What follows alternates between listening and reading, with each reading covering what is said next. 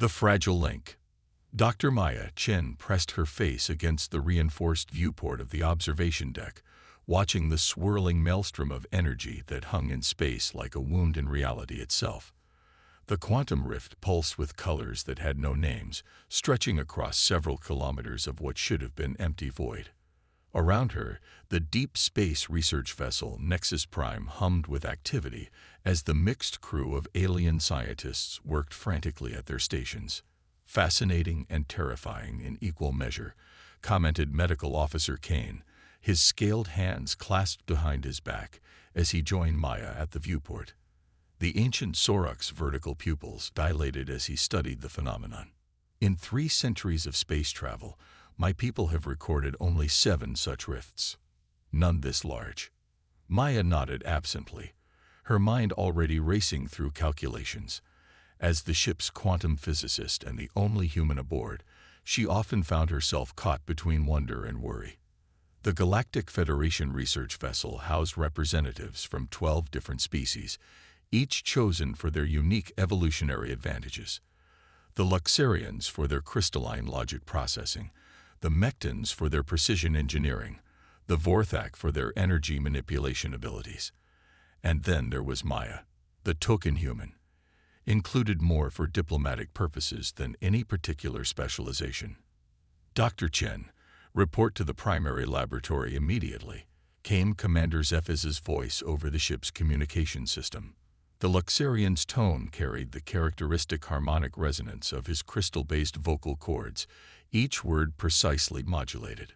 Maya hurried through the corridors, past crew members whose forms ranged from the ethereal Vorthak navigator Syl, who appeared as a shimmering humanoid outline of pure energy, to the imposing chief engineer Grax, whose 6 powerful arms could perform multiple complex tasks simultaneously. She found the primary lab buzzing with controlled chaos. The rift is expanding, Commander Zephys announced without preamble. His translucent, angular form reflected the holographic displays surrounding the central table. Current rate of expansion indicates it will reach critical instability within 14 standard hours. Maya studied the 3-dimensional projection hovering before them. The rift twisted through space-time like a living thing, its edges crackling with quantum energy. What's the theoretical maximum size before cascade failure? Unknown, replied Grax, his 6 arms working at different control panels simultaneously. Our simulations cannot process variables beyond current mathematical models. The quantum mechanics involved transcend our understanding. Navigator Syl's energy form flickered with agitation. I have attempted to chart safe passage routes, but the rift creates navigation paradoxes. Space-time coordinates shift randomly within its influence. Maya frowned, stepping closer to the projection. Something about the pattern bothered her, an itch at the back of her mind that she couldn't quite scratch. Has anyone tried mapping the chaos itself instead of trying to predict it? The lab fell silent. Commander Zephyr's crystalline head tilted with mechanical precision. Explain your meaning, Dr. Chen. Well, we're approaching this like the rift follows rules we can understand. But what if chaos is the rule? What if instead of trying to predict where it will expand, we track how it creates unpredictability?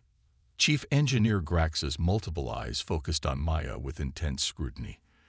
Chaos theory application to quantum mechanics is highly theoretical. No successful practical applications exist in Federation records. Because nobody's ever tried, Maya replied, her excitement growing. Every species in the Federation evolved specialized intelligence. Luxarians excel at logical processing, Mectans at precision engineering, Vorthak at energy manipulation. But humans? We're generalists. We evolved to handle uncertainty, to find patterns in apparent randomness. Medical Officer Kane's scaled brow furrowed. You propose to treat quantum instability as a solvable chaos equation. Not solvable, manageable. Like riding a wave instead of trying to stop the ocean. Maya began pulling up chaos mathematics on her personal display unit.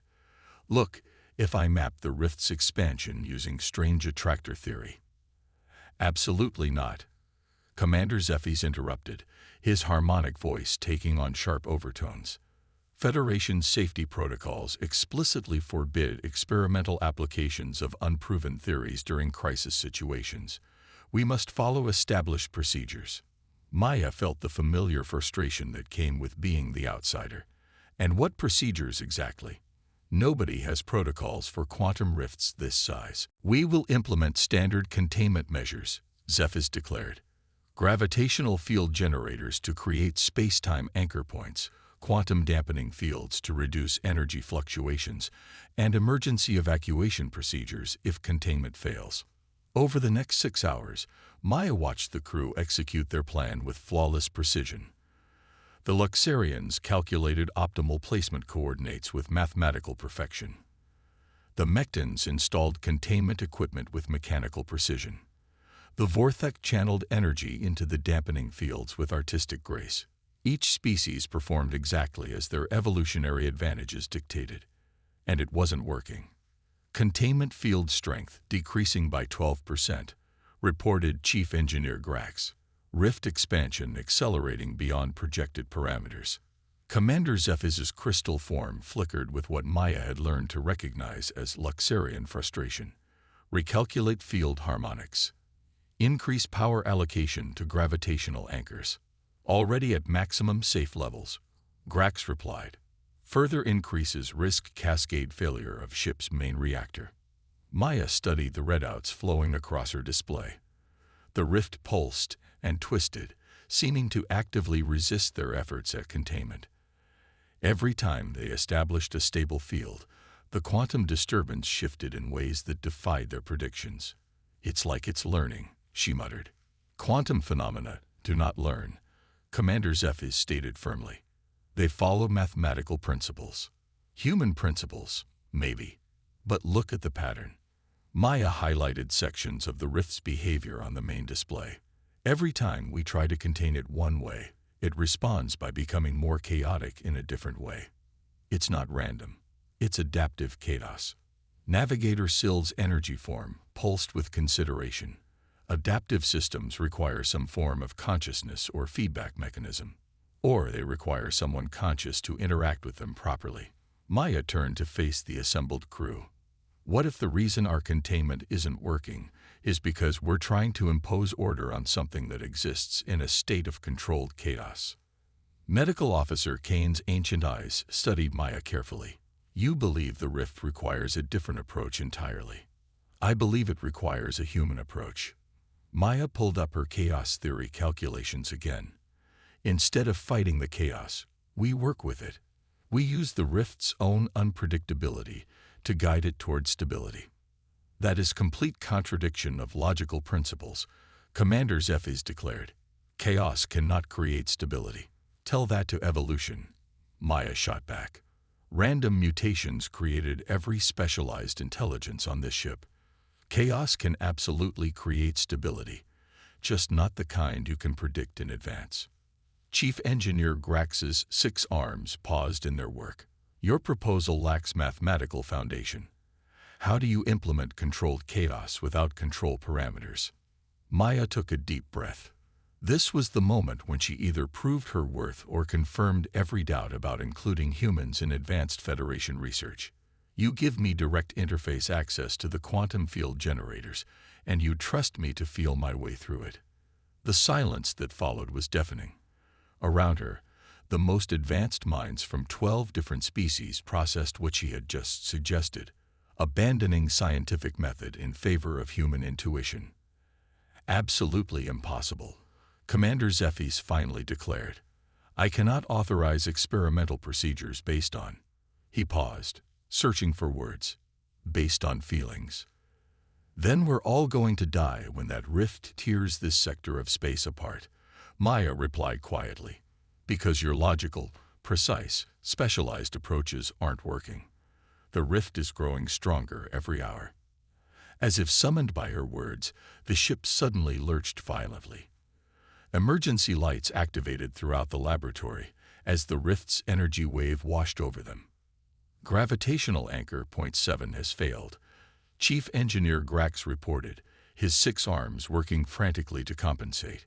rift expansion accelerating exponentially.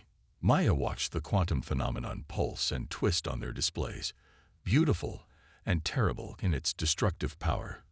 Around her, some of the most brilliant minds in the galaxy worked with desperate efficiency, applying their specialized knowledge in increasingly creative ways. But she could see it in their movements, hear it in their voices. They were running out of options. "Commander," she said quietly, "what's the worst that happens if you let me try?" Zephys turned his crystalline head toward her, the faceted surfaces of his face reflecting the chaos of the laboratory around them. "The worst that happens, Dr. Chen, is that your approach accelerates the rift's expansion, and we all die several hours sooner than currently projected. And if I don't try?" Another pause, longer this time. Finally, Navigator Sill's energy form flickered with what might have been hope. "Perhaps there is wisdom in embracing the unknown. My species learned to navigate by reading energy currents that follow no mathematical law." Medical Officer Kane nodded slowly. "Ancient Sorok wisdom speaks of finding harmony within discord. What Dr. Chen proposes may not be logical, but logic has not served us well in this situation." Chief Engineer Grax's multiple eyes focused on the rift display. "Quantum field generator interface is theoretically possible. Direct neural feedback connection could allow real-time adjustment of field parameters." Commander Zephys remained motionless for long moments, his crystal form reflecting the emergency lighting. When he finally spoke, his harmonic voice carried undertones Maya had never heard before: uncertainty, fear, and perhaps the faintest echo of hope. "Dr. Chen, you may proceed with your chaos theory approach, but I want constant monitoring of all biosigns and immediate disconnection protocols if neural feedback approaches dangerous levels." Maya felt her heart rate accelerate as the reality of what she was about to attempt settled in. She was going to interface directly with forces that operated beyond the edge of known science, using nothing but human intuition and the hope that sometimes the impossible was just another word for unexplored. "Chief Grax, how long to set up the neural interface?" 37 minutes for safe installation," he replied, his 6 arms already pulling up schematics. Maya looked at the rift display, watching the quantum chaos expand with each passing moment. "How long before the expansion becomes irreversible?" 43 minutes. Navigator Sill's energy form pulsed with grim certainty. 6 minutes. They would have 6 minutes to attempt the impossible, or watch their part of the galaxy tear itself apart.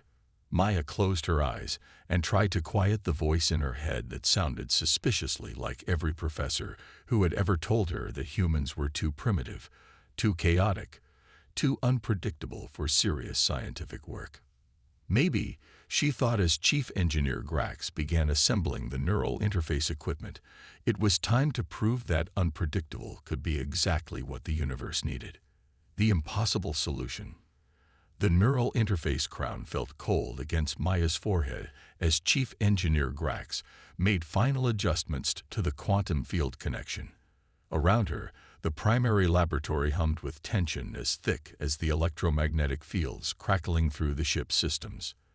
The rift had grown larger in the 37 minutes it took to set up the equipment, its chaotic energy now visible to the naked eye through the laboratory's viewports. "Biomonitoring systems active," reported Medical Officer Kane, his scaled fingers dancing across holographic displays. "Neural pathway mapping complete. Dr. Chen, your brain activity will be tracked in real time. Any sign of synaptic overload, and we disconnect immediately." Maya nodded, trying to project more confidence than she felt. Through the crown's preliminary connections, she could already sense the quantum field generators like a distant whisper at the edge of consciousness. The sensation was unlike anything she had experienced. Not quite sound, not quite touch, but something that seemed to bypass her normal senses entirely. "Field generators responding to neural interface," Chief Engineer Grax announced.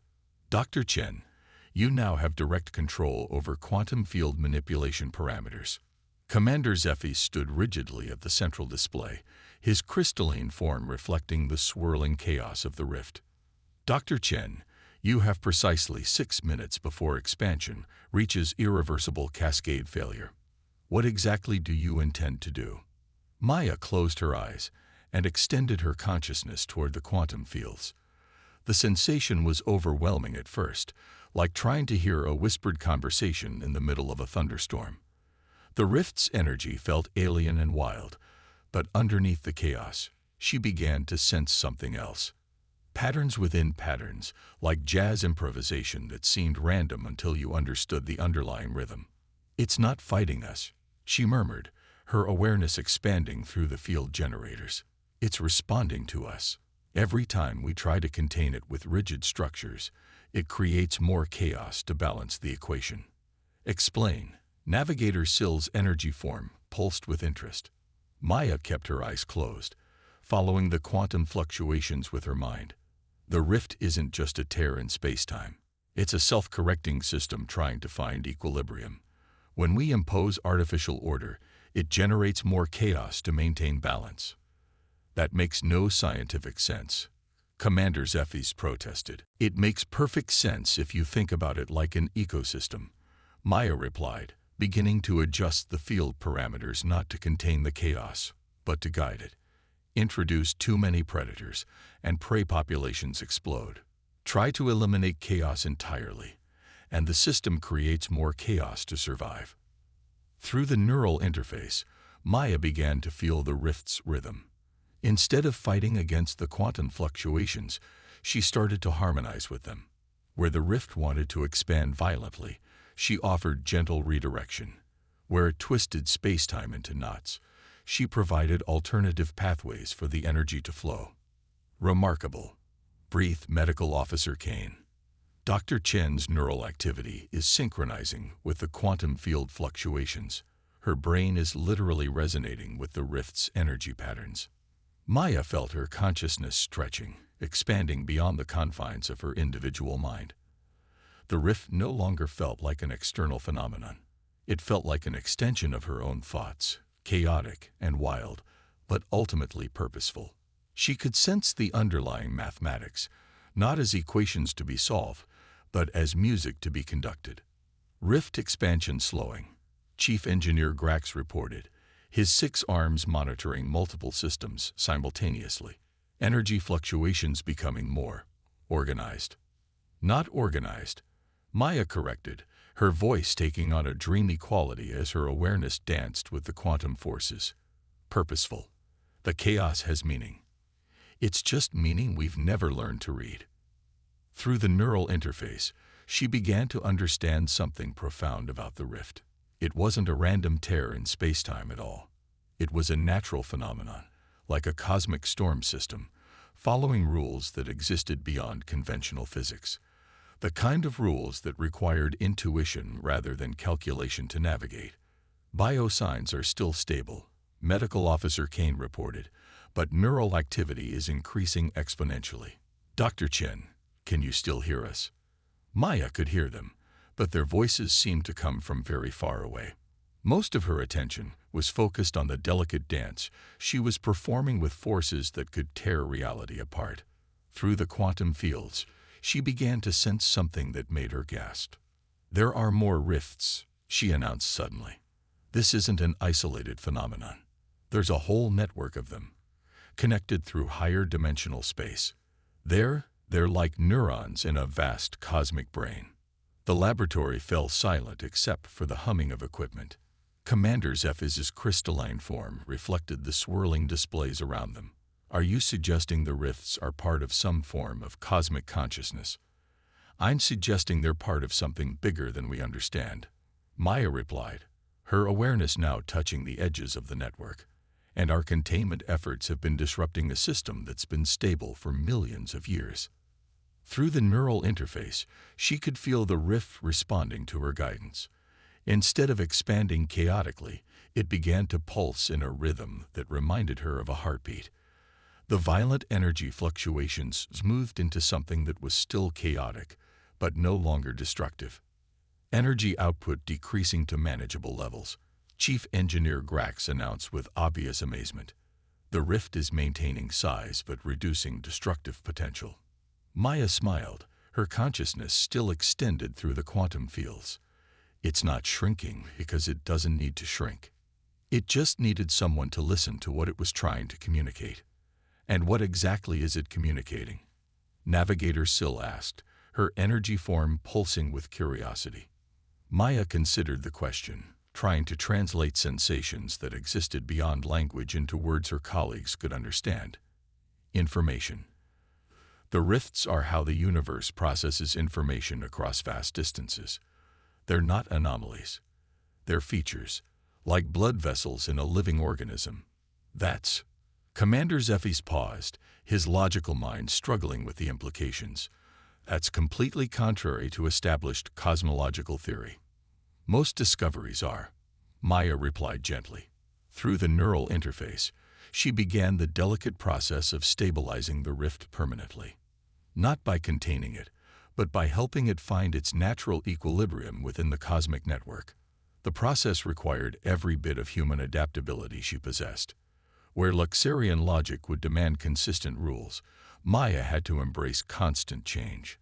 Where Mechtan precision would require exact measurements, she had to trust intuitive approximations. Where Vorthic energy manipulation would follow established patterns, she had to improvise new harmonies moment by moment. Neural activity approaching theoretical limits. Medical Officer Kane warned. Dr. Chen, we may need to disconnect soon. Almost finished, Maya murmured, her consciousness stretched across dimensions she couldn't name. The rift pulsed one final time, and suddenly the chaotic energy flows organized themselves into a stable pattern. Not stable in the sense of being motionless, but stable like a river that flows consistently within its banks. She opened her eyes and immediately felt the loss of that expanded awareness like a physical pain. The neural interface crown powered down, leaving her feeling suddenly small and confined within her individual consciousness. Rift has achieved stable configuration, Chief Engineer Grax reported, his 6 arms working to verify readings. Energy output within normal parameters for quantum phenomena. No expansion detected. Commander Zephy's approached Maya's chair, his crystalline features reflecting something that might have been respect. Dr. Chen, your approach succeeded where our combined expertise failed. How do you account for this success? Maya removed the neural interface crown, her hands shaking slightly from the aftereffects of consciousness expansion. You didn't fail, Commander. Your approaches were perfect for what you were designed to do.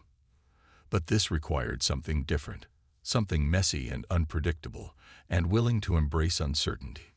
Human qualities, Navigator Syl observed, her energy form pulsing with new understanding. Universal qualities, Maya corrected. Chaos and order, uncertainty and stability, improvisation and precision. They're all part of the same system. The universe doesn't care about our specialized intelligences. It just cares about finding balance. Medical Officer Kane studied his readings with ancient wisdom gleaming in his vertical pupils. Your neural patterns during the interface showed remarkable adaptability. Most consciousness would have been overwhelmed by such quantum complexity. Human consciousness evolved to handle complexity, Maya explained, accepting a hydration packet from Chief Engineer Grax. We survived by being adaptable generalists rather than specialized specialists. Sometimes that's exactly what a situation requires. Over the following hours, as the crew monitored the now stable rift and compiled their reports, Maya found herself thinking about her role aboard the Nexus Prime.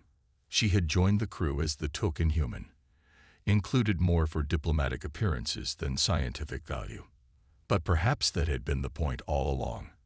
The galaxy was full of species with remarkable specialized abilities. Luxarians could process logic with crystal precision.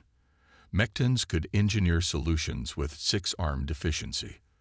Vorthek could manipulate energy with ethereal grace. But sometimes the universe presented problems that couldn't be solved with specialization alone. Sometimes it required the chaotic, unpredictable, wonderfully messy approach that humans brought to everything they touched. Commander Zephy's found her in the observation lounge hours later, watching the stabilized rift pulse gently against the star field. The quantum phenomenon no longer looked like a wound in reality. It looked like what it had always been, a natural part of the universe's vast information processing system. Dr. Chen, he said, his harmonic voice carrying new overtones of respect, I owe you an apology. I dismissed your approach as unscientific when I should have recognized it as a different kind of science. Maya smiled, remembering her professors who had called human intuition primitive, her colleagues who had suggested humans were too chaotic for serious research. No apology necessary, Commander. We all brought our strengths to this situation.